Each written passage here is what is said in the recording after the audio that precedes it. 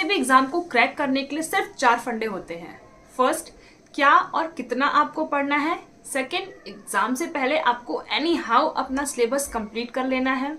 Third, revision. And fourth, mock test और practice. अगर आपने यूपी टेट की तैयारी स्टार्ट की है और कंफ्यूज्ड है कि क्या पढ़े, कहाँ से पढ़े, कौन कौन से टॉपिक्स हैं जो आपको पढ़ना है, तो आज का वीडियो आपके लिए काफी हेल्पफुल होने वाला है। वेलकम टू स्त्री कॉर्नर। मैं हूं आपकी फ्रेंड आराधना। आज मैं डिस्कस कर रही हूं कि सीडीपी में कौन कौन से टॉपिक्स हैं जो आपको पढ़ने हैं, कौन से टॉपिक्स से कितने मार्क्स क्वेश्चंस आते हैं। तो चलिए स्टार्ट करते हैं आज का वीडियो। रिसेंटली सीटेट के लिए हम सबने सीडीपी पढ़ा है, मीन्स बाल विकास पढ़ा है।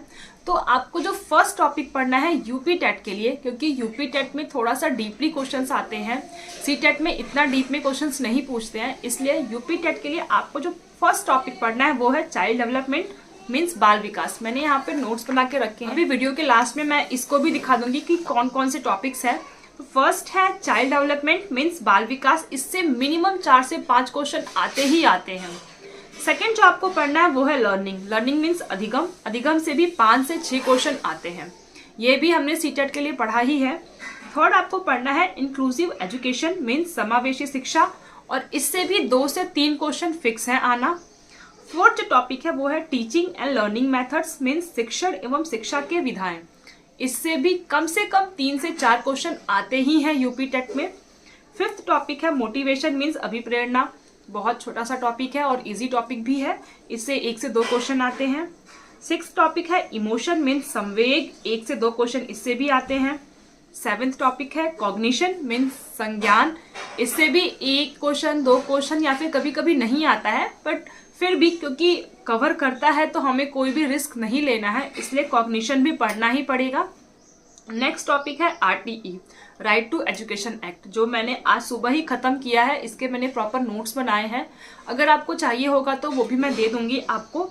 राइट टू एजुकेशन एक्ट ये भी पढ़ना ही है, इससे 2 से 3 क्वेश्चन आते ही हैं। नेक्स्ट है न्यू एजुकेशन पॉलिसी। इससे भी 1 से 2 क्वेश्चन आ सकते हैं, कुछ इसका श्योर नहीं है, बट रिस्क हमें क्यों लेना है, अभी टाइम है हमारे पास, अभी कुछ भी ऐसा नोटिफिकेशन नहीं है कि एग्जाम कब है, इसलिए इसको भी खत्म कर लेते हैं। इसके अलावा कुछ चीजें हैं जैसे कि child as a scientist, child as a problem solver करके कुछ जो सेंटेंस होते हैं, जो टॉपिक्स होते हैं, इनको भी पढ़ लीजिएगा। तो ये कुछ 10 से 11 टॉपिक्स हैं जिनसे क्वेश्चंस आते ही आते हैं।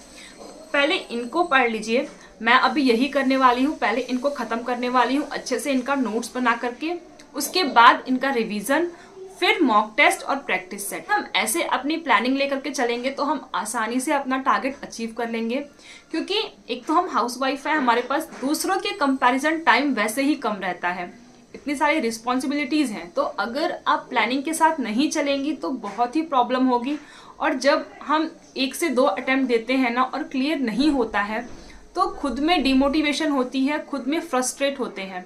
तो इसलिए ज़रूरी ये है कि अगर आप फर्स्ट अटेम्प्ट दे रही हैं तो फर्स्ट अटेम्प्ट में ही क्लियर हो, और जब 1 से 2 नंबर से रह जाता है तब ज़्यादा अंदर से गुस्सा आता है, अंदर से प्रॉब्लम होती है।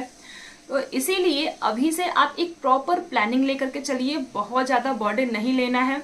अगर आपने अभी जस्ट स्टार्ट किया है, आपको स्टार्ट करना है, तो शुरुआत में सिर्फ 1 घंटा ही डेली पढ़िए, बट कंटिन्यूटी मेंटेन रखिए, अपनी कंटिन्यूटी ब्रेक मत करिए। आप डेली 1 घंटा 1.5 घंटा ही पढ़िए, इतना सफिशिएंट है आपके लिए। बट अगर आपने स्टार्टिंग किया है तो 1 घंटा आधा घंटा इतना भी करके आप पढ़ लेंगे तो बहुत अच्छा है। धीरे धीरे आप खुद ही अपने टाइम पीरियड को बढ़ा लेंगे। ये था मेरा आज का वीडियो, आई होप आपको पसंद आया होगा, और अगर थोड़ा भी हेल्पफुल लगे तो प्लीज़ इस वीडियो को शेयर ज़रूर करिएगा, ताकि हम जैसे जितनी भी हाउसवाइफ्स हैं ना उन सबको एक मेंटली सपोर्ट मिले। ये मैं हमेशा बोलती हूँ कि हम सब ऑलमोस्ट एक जैसी लाइफ ही जी रहे हैं, थोड़ा बहुत डिफरेंस है हम सबके लाइफ में। मिलते हैं फिर नेक्स्ट वीडियो, और अगर आपके पास कुछ भी सजेशन होगा मेरे लिए तो प्लीज़ मुझे नीचे कॉमेंट बॉक्स में कमेंट करके बता सकते हैं। तो ये वो टॉपिक्स हैं जो आपको कवर करना है यूपी टेट के लिए। अगर आप इनको अच्छे से तैयार करके फिर रिवीजन करें और अपना मॉक टेस्ट दें तो आप फर्स्ट अटेम्प्ट में आराम से यूपी टेट क्लियर कर सकते हैं।